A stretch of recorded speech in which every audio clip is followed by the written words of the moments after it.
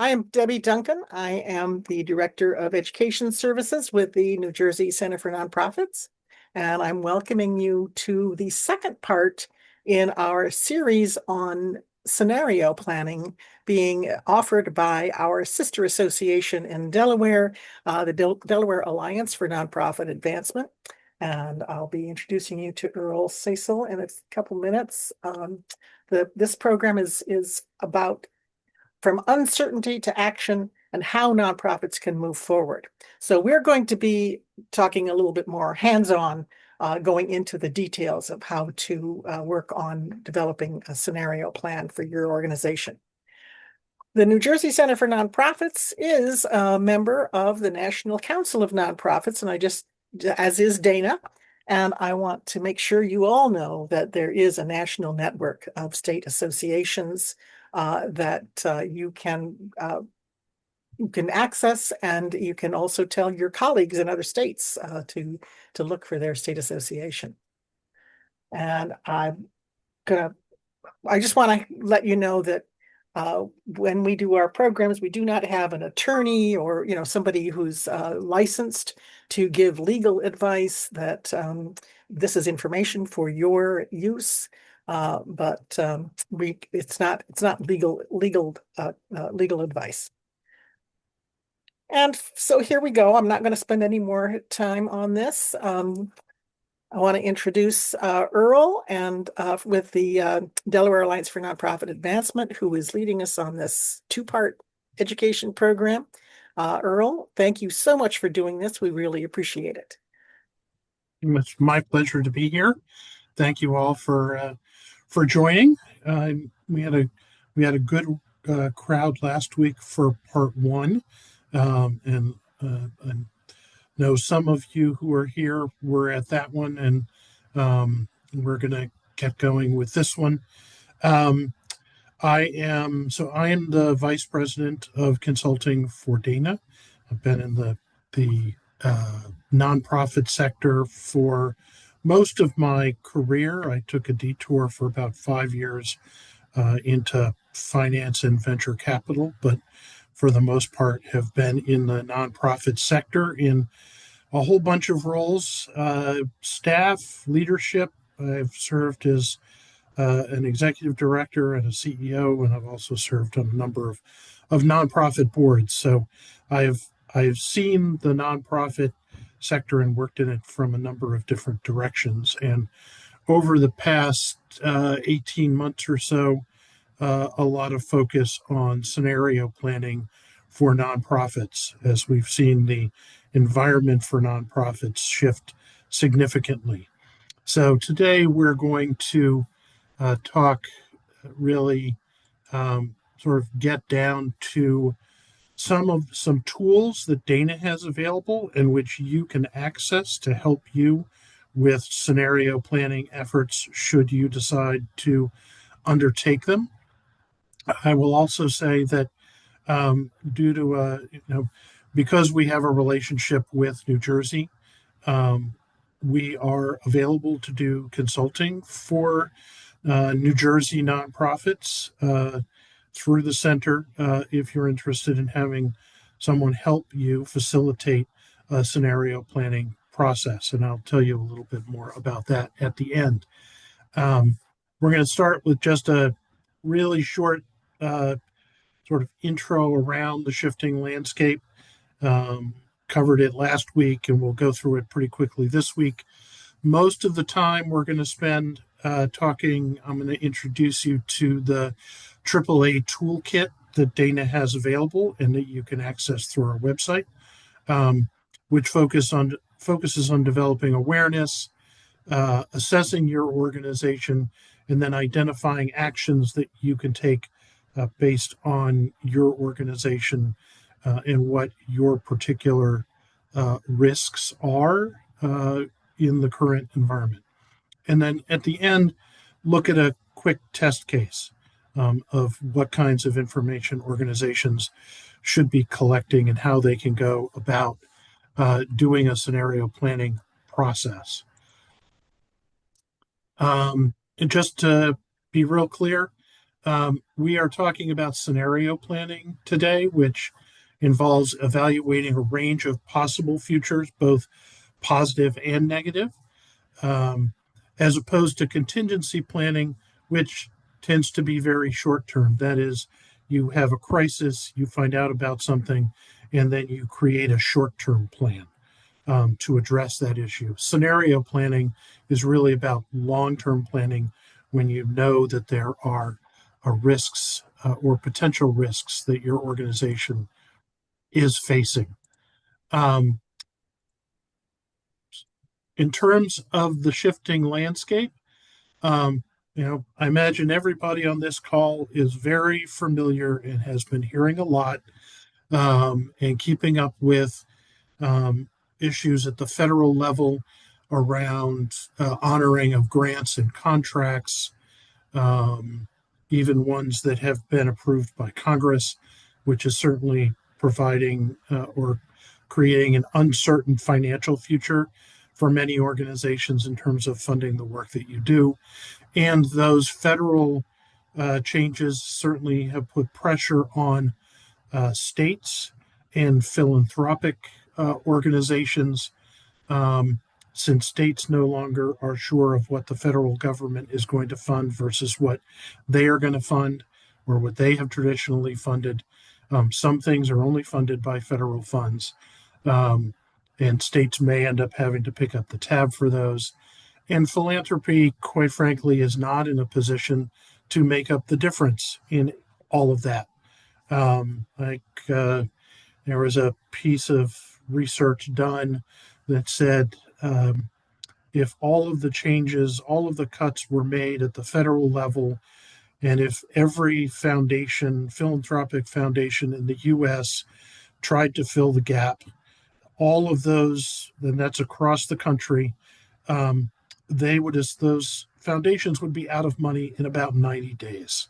So having philanthropy fill the gap is not a solution. Um, Obviously, shifts in policies and priorities uh, are impacting that. Whether that's having less information available to do research, impact on DEI work, um, the government in education and health initiatives, all of those kinds of things are impacting nonprofits, by cutting off the supply of accurate data, um, fear of funding, and wholesale elimination or the potential elimination of some important programs that nonprofits have come to rely on.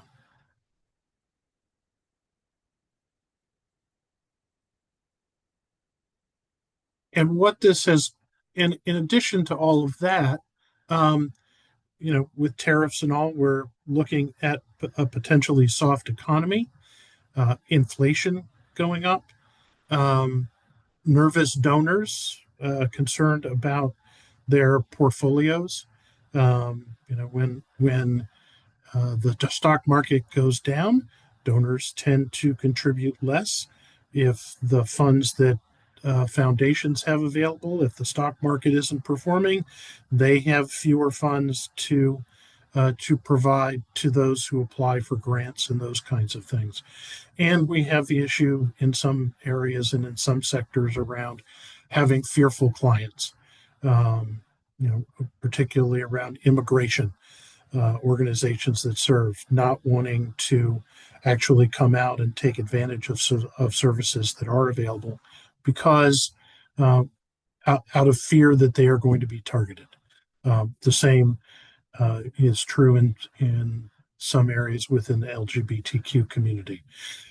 All of that, all of the funding uncertainty, all of the policy uncertainty, um, all of that has created a moment that we refer to as VUCA.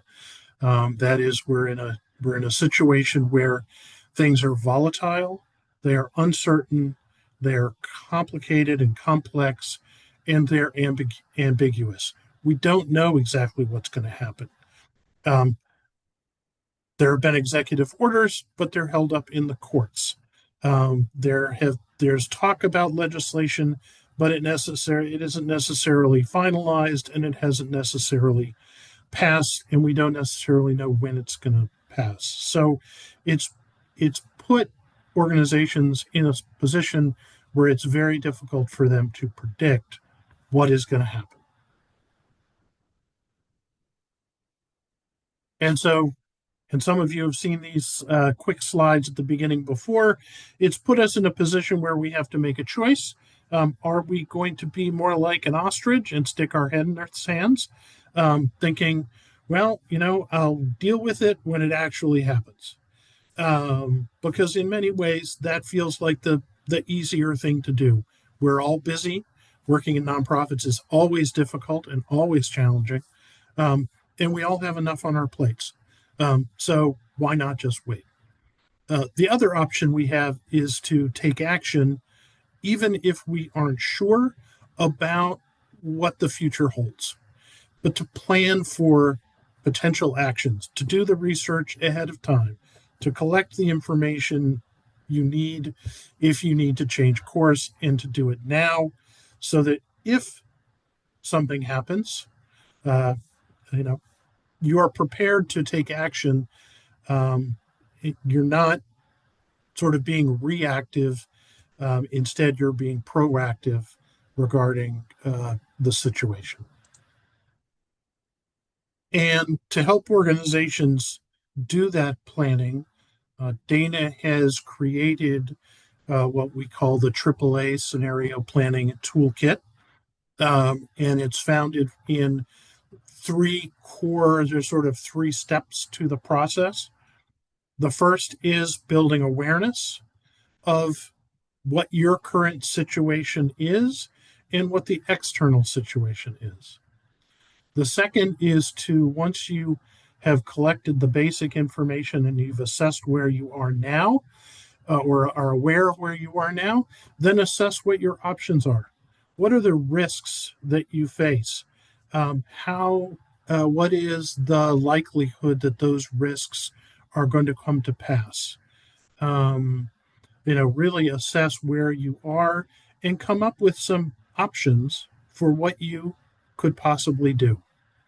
And then once you've done that planning, once you've done that assessment, then you're in a position to actually act, to have a plan in place so that if, for example, funding for a particular program does turn out to be cut, you have planned for what are you going to do instead, or how are you going to adapt that program so that you continue to serve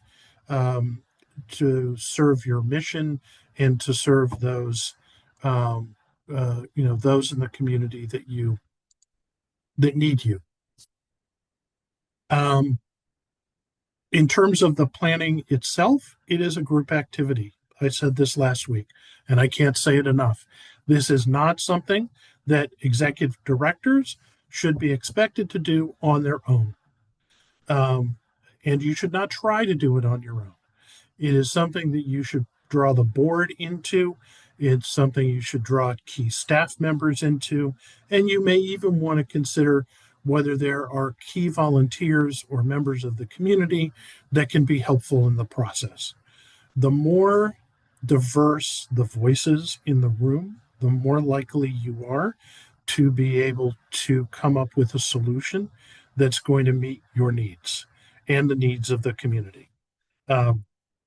Having too few people in the room increases the likelihood that you're going to have blind spots and that you're going to miss something in the process. So involve folks in the process appropriately.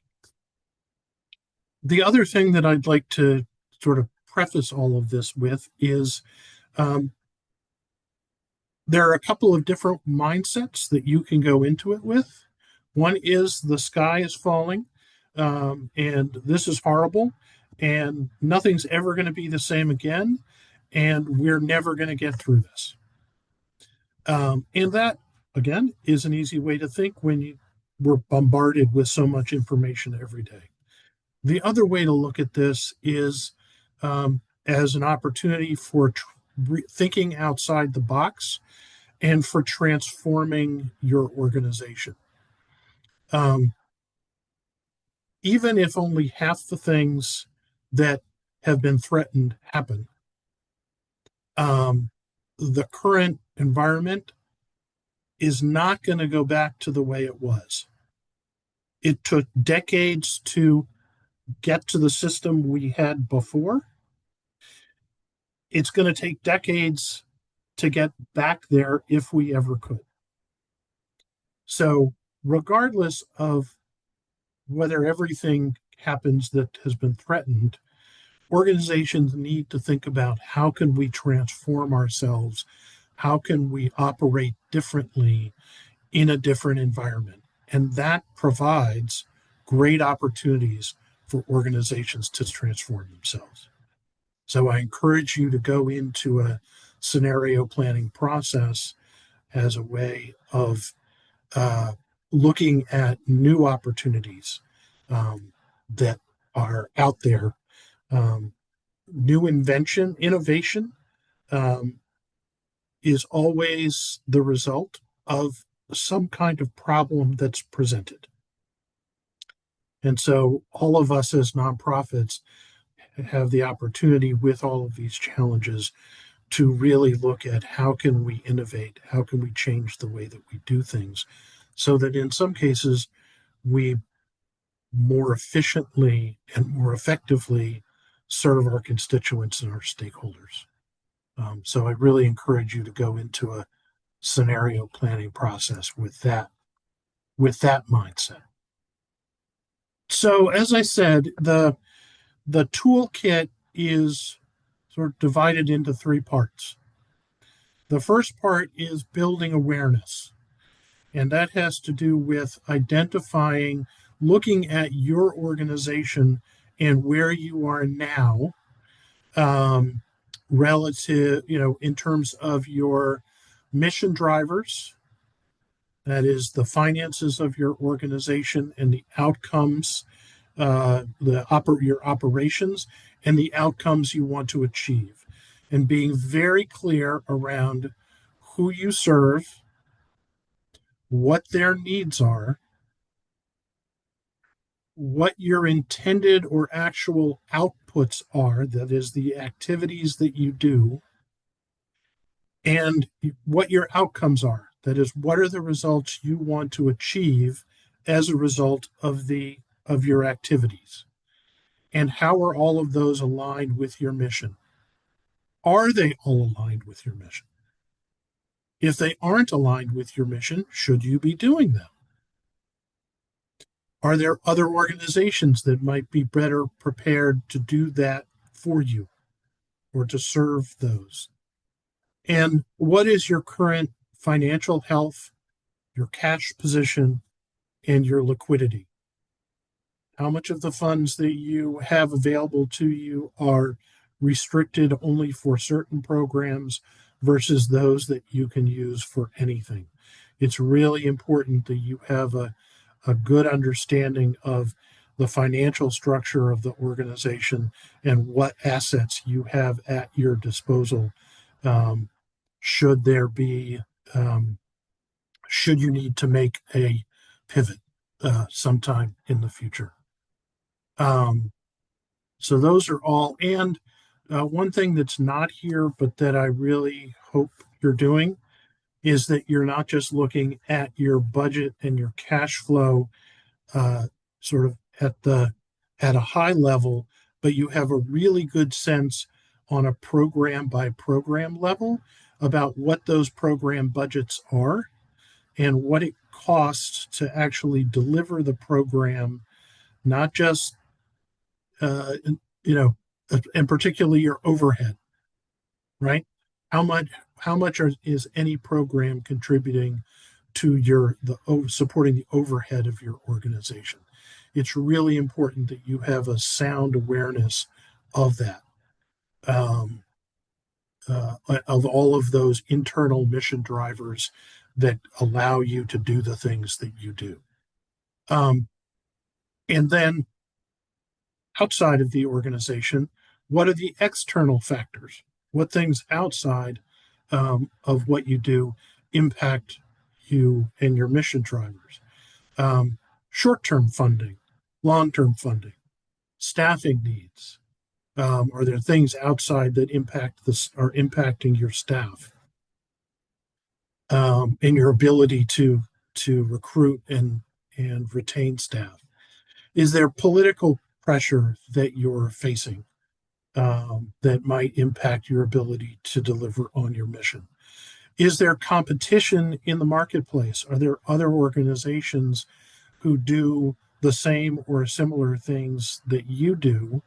And how are you positioned relative to those organizations?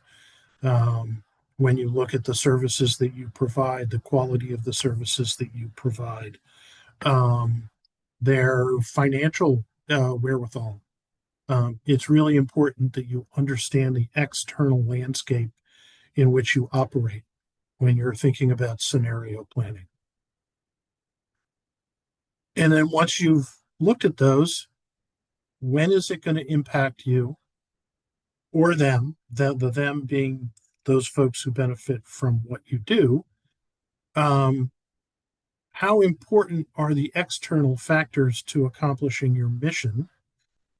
So, for example, some organizations are heavily dependent on federal and state funding to carry out their missions. They are less dependent on individual donors. So the individual donors, if the economy is impacting individual donors giving, it's going to impact those organizations less than it will impact an organization that relies primarily on individual donors, right? So know where you are. Not all of the things going on are going to impact every organization equally. They will impact some organizations more than others. Um, and one of the things, and at the bottom of these uh, slides, there are check marks next to some points. Those check marks indicate where there is a tool within the toolbox that you can access in developing awareness of regarding your organization. And one of those is a very simple questionnaire that you can access. It is a fillable form that you can complete as part of your scenario planning process. That asks you, sort of guides you through important questions that you should be able to answer as you prepare to go into scenario planning. And a couple, in addition to that questionnaire, this is an example of uh, another tool that's available in the toolkit. It's a way of charting which external factors matter most to you. And it's a fillable form available through the toolkit. And it asks you to identify all of the external factors that affect you. You can add rows to this in the toolkit. And it gives you an example there at the top of what information you put in there. The factor that's going to affect you might be that a contract you have is being eliminated, and the loss of that contract is going to potentially result in the loss of funding for 2 full-time positions. And the likelihood that that's going to happen is 100%. That's going to happen. If you have to do that, how are your beneficiaries going to be impacted? What's the probability of that happening? And what's the timing of it? When do you think this is going to happen? And again, this is just building awareness and a common awareness. Some people in the organization may be aware of this, others may not. So going back to that idea that you should have lots of people available and helping with this, different people in your organizations have different information. And so some people may be aware of certain things that are impacting the organization. Others may have a different view. But this is one of the tools that we have available for you to use through the toolkit that can help sort of through the thought process. Once you've done the external, mapped them, the external factors, then another tool that's available is taking those external factors and mapping them to your mission drivers, your beneficiaries, your programs and operations, and your funding. So, who's going to be impacted by a particular external factor? How important is that in terms of that impact? And what's the probability that those impacts are going to be felt? Program and operations. In that first one you saw, you're going to lose 2 people. What's the likelihood that that's going to happen? This just ties or connects those individual factors to the various pieces of your internal operations or your mission drivers. So again, it's a tool that you can use as you're doing the planning process to help identify and sort of categorize things. And obviously, the importance of identifying a level of importance and a probability is in the end, you're going to have to prioritize what you're going to do. And so by defining the level of importance of any action to your organization and the probability of that happening helps you prioritize.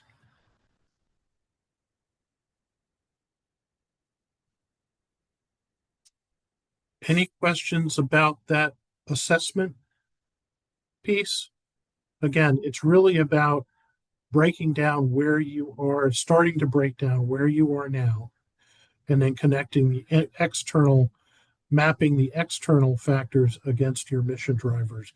So you're in a position to start really assessing what you can do or what your opportunities are and prioritizing. And we don't have any questions in the chat yet. Okay. Earl, so I would proceed, and then I'm sure there will be some more as we get through this process. Great. So, now once you've built an awareness of your organization, the next thing you need to start doing is honestly assessing the implications of the intersection of the external factors and the mission drivers. And there's a few pieces to this. One is looking at what we call program vitality. That is the degree to which the programs that are impacted meet the intended outcomes of the organization. How unique is what you do compared to other available offerings or what other organizations are offering? How much do individual programs contribute to the financial health of the organization? Is a particular program important to or essential to funding the overhead of your organization? I had a client I was working with, and in the course of doing this, the executive director, I asked about a particular program and what the impact would be if on his organization if that program were defunded or revenue through that program was significantly impacted. And the term that he used was that would be like the meteor to the dinosaurs.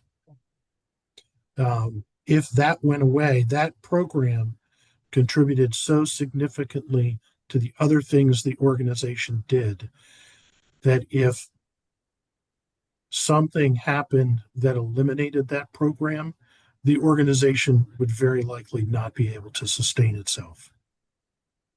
Right? So understanding where those pain points are is really important as you think about what your options are. The other piece is financial resiliency. I mentioned that a bit.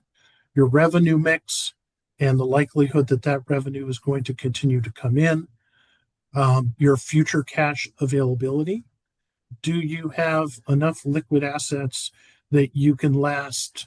If something happens, you've got 3 months, you've got 6 months, you've got 9 months, you've got a year in order to pivot from the way you're doing things now to the way you may have to do them in the future. And understanding the full cost of providing the assistance, the service that you provide, right? How much how much does it actually cost to deliver what you deliver? Not just the cost of the grant, but are there expenses above and beyond that grant that are borne by the organization? So knowing how much it costs you to deliver. And one of the things that this again is another tool that is in the toolkit. Some of you may be familiar with the Macmillan matrix, but it's a grid developed by Dr. Ian Macmillan to help nonprofit organizations formulate organizational strategies. And there are several assumptions that underlie using the Macmillan grid. One is a recognition that access to resources is competitive, and agencies wanting to survive need to acknowledge that resources are scarce.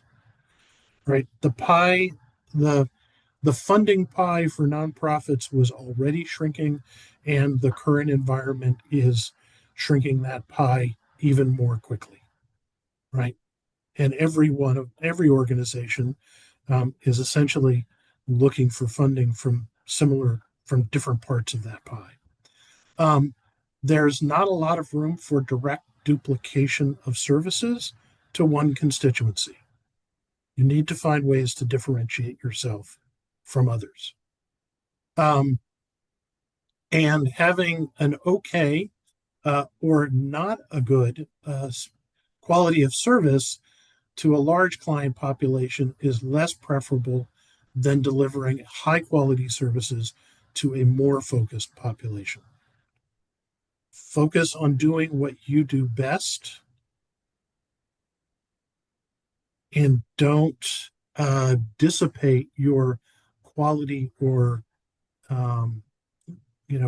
your quality by doing too much or focusing on doing too much.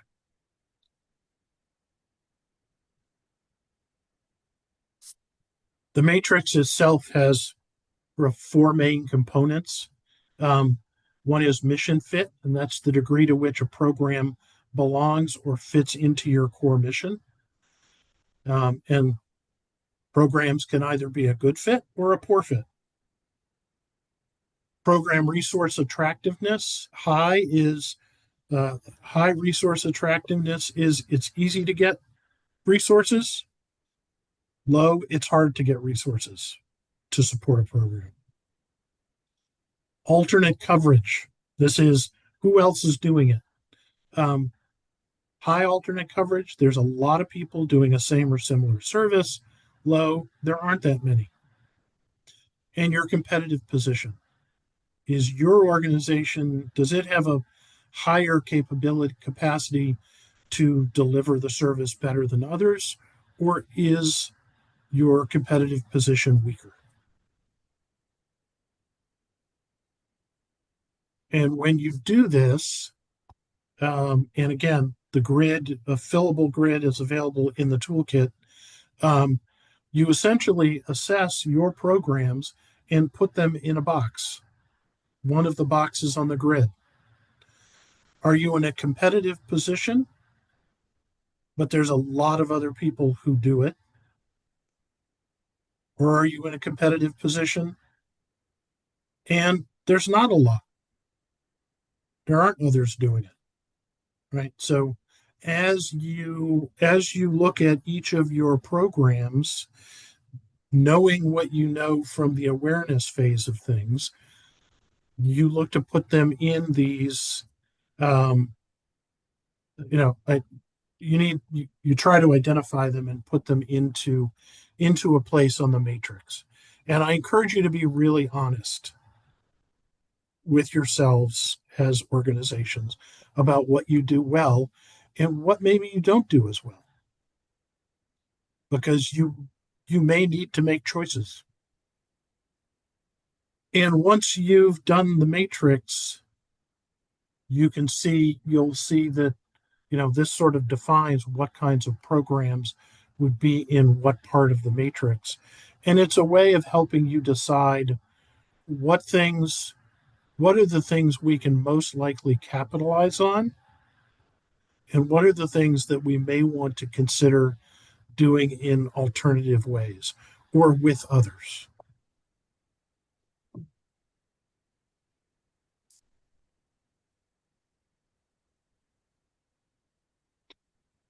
And once you've done that, then the fun part comes where you start actually developing your scenarios and crunching the numbers. How you can best serve the beneficiaries in partnerships. What's the financial viability of all of the various scenarios that you've come up with? What is your capacity to actually execute on the scenarios you've developed? And one of the tools that is in the toolkit is the scenario modeling tool, which is a very flexible spreadsheet. It comes with instructions. It asks you to identify all of the various revenue streams that you have, all of the various expense streams that you have, identify various scenarios, keeping 100% of the funds you have, 50%, 20%, whatever you feel that is based on the risk. And then it compiles all of those into financial, uh, a spreadsheet form that shows you what the impact of those is on the organization. And I can actually just for a moment so you can see it. So it comes with an instruction sheet, and this is something we developed with the Montana Nonprofit Association. Develop your various streams of income, revenue, identify if your revenue is variable or fixed. Worst case scenario, how likely is it that it's going to happen? And as you enter it, it actually fills in all of these cells for you. It has built-in formulas. The separate sheet that does your expenses, with various categories of expenses. And then at the end, it takes all of the information from all of those previous spreadsheets and actually lays out for you what the impact of the various scenarios will be on your organization in terms of your net revenues at the end of the year.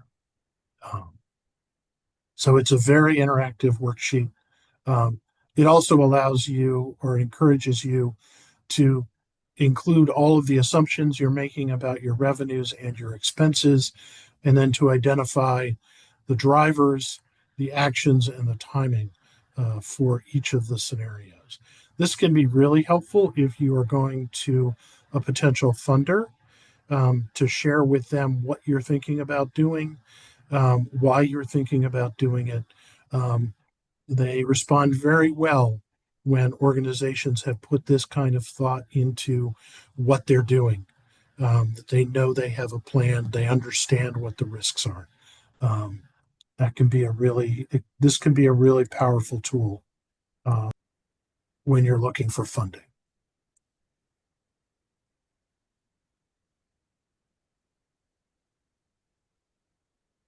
And so there's a number of resources that are available in the toolkit for you to use. There's a risk assessment tool, the McMillan Matrix. There's a cash flow projection tool there. Um, Instructions on all of those tools that we have available.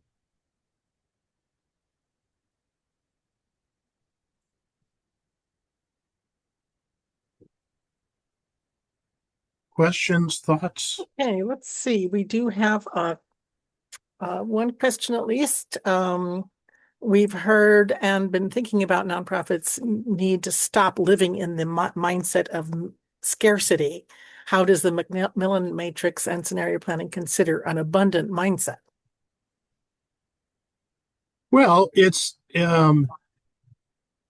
Macmillan Matrix is really about uh, identifying for your organization what are your strengths, what things are you doing, and what are its strengths, and um, what things are you doing. Macmillan really is a way of assessing your organization. It's not about having a an abundance mindset. It's about being clear about what you um,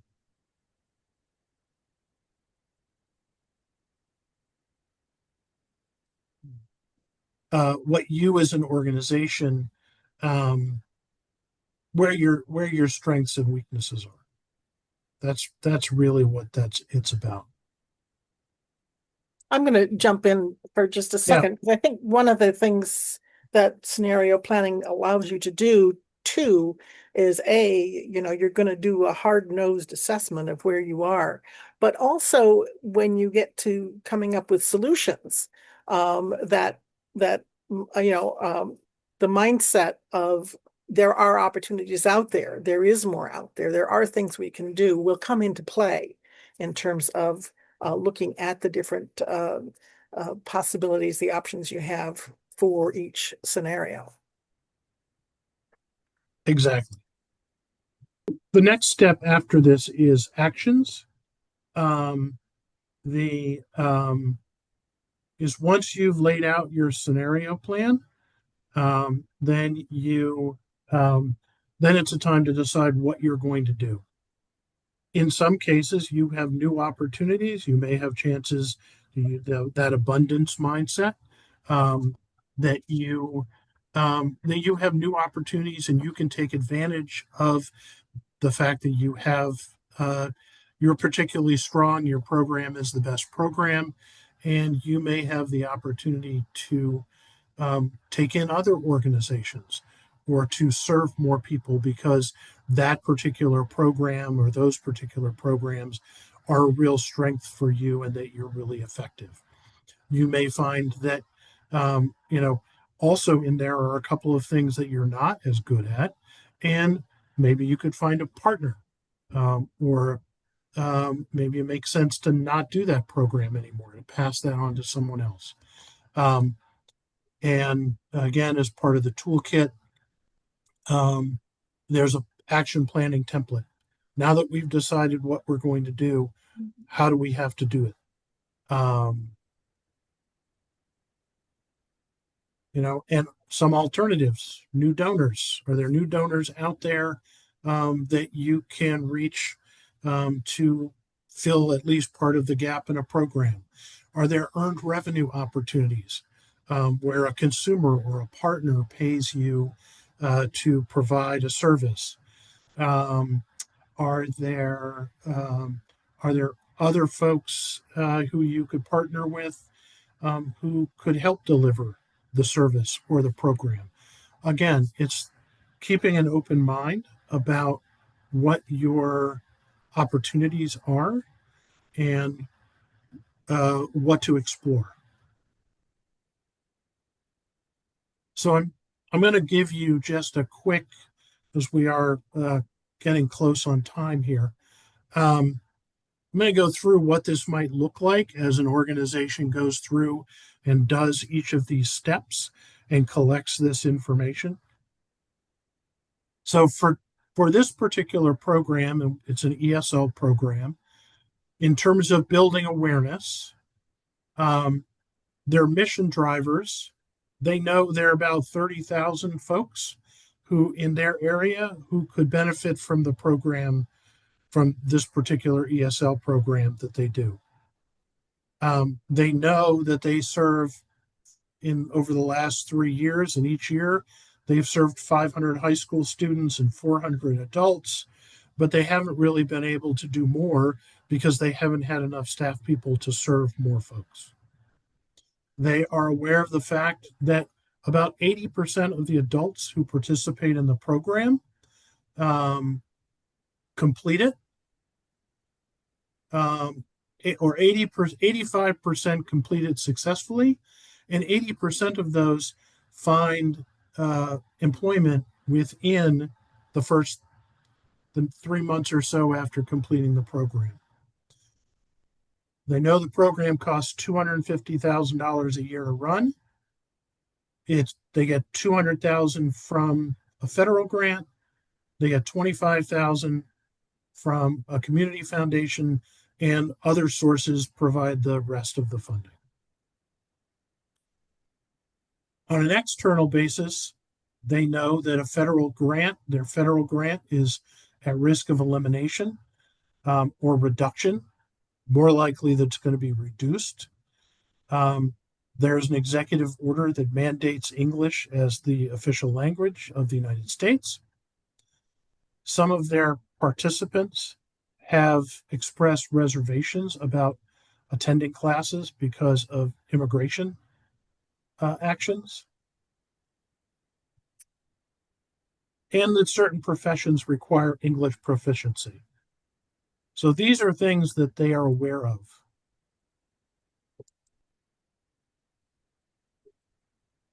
And there are 3 organizations in the area that provide similar, although not identical, services. In terms of assessing it,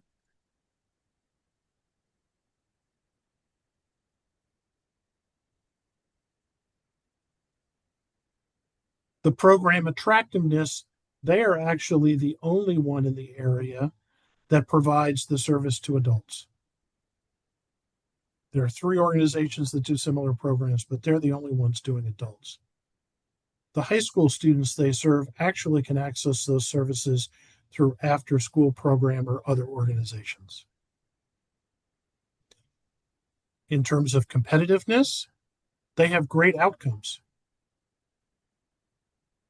And they also know that the program costs less to serve their adults than it does to serve the students. They know that if there's a funding reduction of any kind, it's going to require restructuring. They can't sustain it if the grant is eliminated entirely.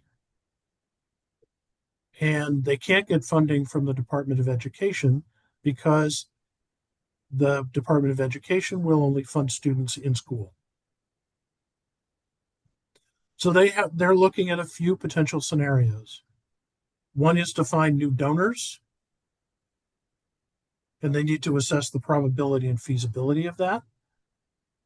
Another option is to focus on the adult population because they know there's less competition. They provide a high quality service. It's at a lower cost. And because it's a lower cost, they would have to raise less funding to sustain it. And there may be an opportunity to target employers who need English-speaking workers and maybe find partnerships with job training and English language learning to provide customized support to employers who need employees.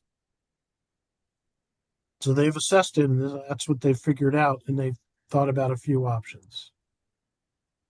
And then on the acting side, they decide, given their resources, that they're going to explore options to shift their program to a more customizable adult English learning job training. and they're going to look for partnership opportunities with existing employment programs.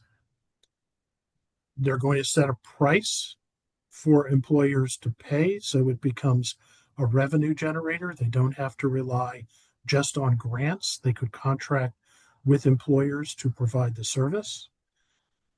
They can target particular high demand fields to maximize um, the attractiveness of the program.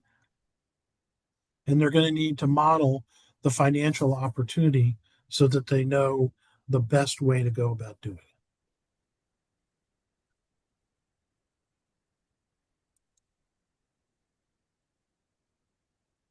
Any questions on that piece? So that's an example of sort of the end result of going through the scenario planning process. Having a clear view of who you are as an organization, where your strengths and vulnerabilities are, assessing based on that what the opportunities might be for moving forward, and then making decisions around what actions are you going to take or what options are you going to pursue. And I emphasize options, right? You have multiple options. That's a way of, um, and then you create an action plan so that you know who's responsible for doing it, when they're going to have the information, how much that's going to cost, and when you need to make a decision. That's that action planning, that implementation planning piece.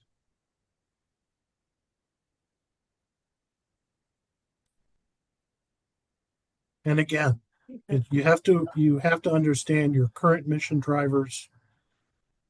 You have to assess the program viability and the financial risks, identify possible scenarios and evaluate the financial and outcome potential, set a course of action, and sometimes consider whether there are things you do that you should stop doing, or perhaps find a partner with another organization that can be helpful to you. And this is the last slide here. Again, there's a link to the, I can take this real quick. If you follow this link, then it will take you directly to the toolkit. Or if you have questions, you can reach out directly to me, and my email is here. I'd be happy to talk to you more about it. Oops, sorry about that. Okay, everybody, I'm going to just want to reinforce that this is the second in the series. So we have what I'm going to be doing in the follow-up letter is I'm going to include both recordings and slides so that you have them, even if you didn't register for the first one. And then I will also, in that letter, all of these links and the toolkit and this kind of stuff, I'm going to be putting those in the letter so that they are active links and you can get to these materials. Now, what Earl has outlined here up to this point has been the sort of the process, and those the forms that he has used are all part of this toolkit. So what you can do is go into the toolkit and look at these forms and kind of walk through this process, sort of test it out for yourself and see if it makes sense. That's, it's there, it's available, for you to take a look at. One of the things that we have been doing as part of this changing scenario is we're looking for more partnerships. And one of the things that we can make more efficient use of our resources is partnering with our Delaware sister organization who have developed this program and have it available rather than trying to do the same thing ourselves here in New Jersey. So there's the collaboration and the sharing of resources and skills. We also, I just want to emphasize that as part of some of the things that we're suggesting that you look at in terms of facing the upcoming any upcoming challenges. Also, as Earl suggested, said they do provide a consulting service if you really want to have, somebody that can help you walk through this as a consultant. I mean, there are fees associated with that, but it's definitely, as you hopefully can see, is well worth an investment. You also can, of course, contact me and the center at for the help desk, ask questions. And then the other thing too is if you do need, we have a resource lists that we keep of different experts and consultants in all kinds of different fields. So for everywhere, everything from strategic planning to board development to marketing to technology, et cetera. We know people and companies and organizations that are experienced with working with nonprofits and knowing what the needs of nonprofits are. So I just wanted to make sure that you know that this isn't the end here. There are resources out there, and Earl absolutely means it when he says, you can reach out to him. Please do. I encourage you to reach out and be glad to answer any questions you have. Set up a time for a longer phone call.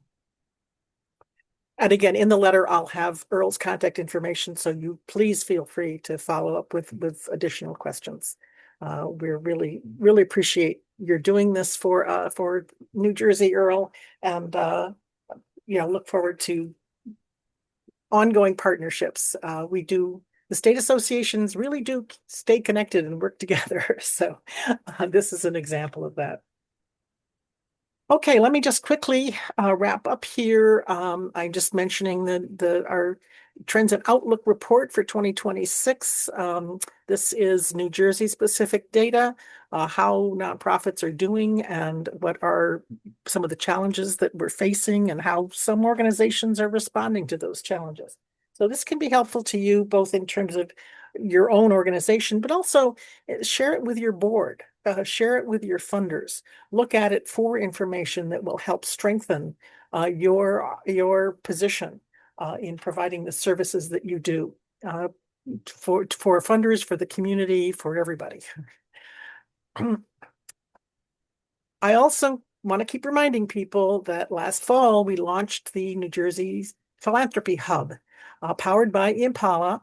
Together with the Council of New Jersey Grant Makers, the center is offering this to nonprofits in New Jersey at no cost for 3 years, which this started last fall.